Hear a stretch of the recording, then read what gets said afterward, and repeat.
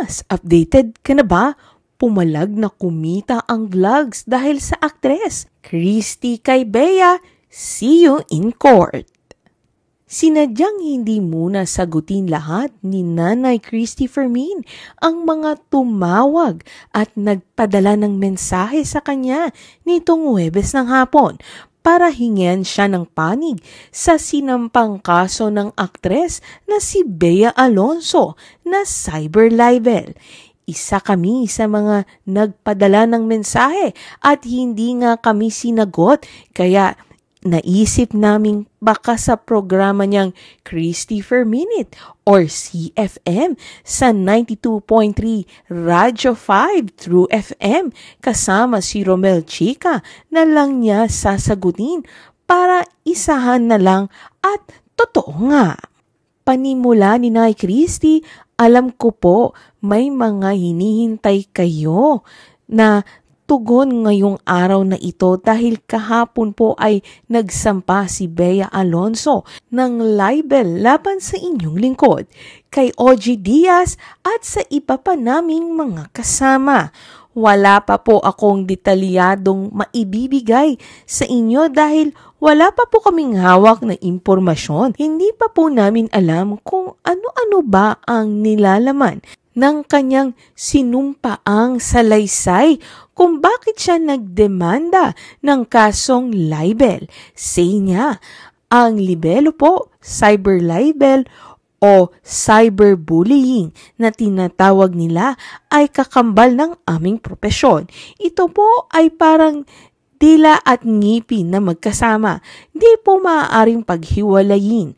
Paliwanag nito, kapag libel ang kaso, ay mahabang usapin yan dahil kailangang patunayan na nagdemanda ang mali siya ng taong idinedemanda. Hindi po natin ito mapupwersa para sa atin ang manghusga kung sino sa panig namin ni Bea ang nagkasala o nasa husgado na po yan. Hindi lang po namin matatanggap ni OG Diaz yung kanyang kampo sa pagsasabi na ang amin daw pong vlogs ay ginagawa para lamang magkaroon ng mataas na views at pagkakitaan si Bea Alonzo.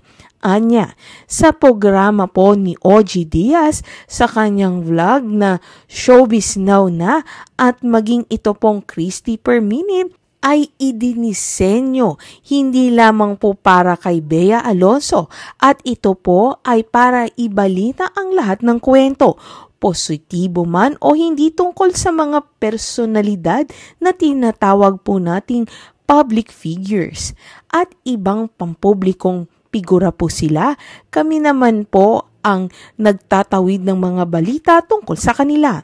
Hindi po namin maaring punahin si Bea Alonzo lamang para kumita ang aming mga vlogs. Mali po yun. Lahat ng mga kwento ay ilalatag namin at depende na lamang po yan sa pagtanggap ng mga personalidad na aming tinatalakay. Nabanggit ni Nay Christy na maraming beses na niyang pinagtanggol si Bea noon. Ako po ang nagbigay ng proteksyon sa kanya. Ako po ang nagtanggol at kinalaban ko ang lahat para lang mabigyan ko siya ng magandang pagtalakay at opinyon. Kapag siya po ba ay nakarinig ng isang bagay na hindi niya gusto at masama sa kanyang panlasa, lahat po ba ng magandang ginawa ng taong nagtanggol sa kanya sa pinakamahabang panahon ay ibabasura na lamang?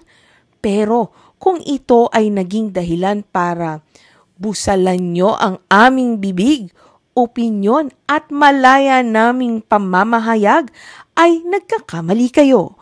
Gumawa ka ng maganda, Bea Alonzo. Patuloy kitang papalakpakan. Patuloy kitang pupirin. Pero kapag ikay nagkamali at sablay ang iyong ginawa sa mata ng publiko at sa aming panlasa, ikaw ay aming paaalalahanan at tatapikin.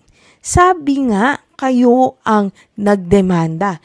Ikaw, Bea, ang nagsampa ng kasong libel para sa akin, kay OG Diaz at sa aming mga kasama. We will see you in court. Pahayag ni Nay Christy.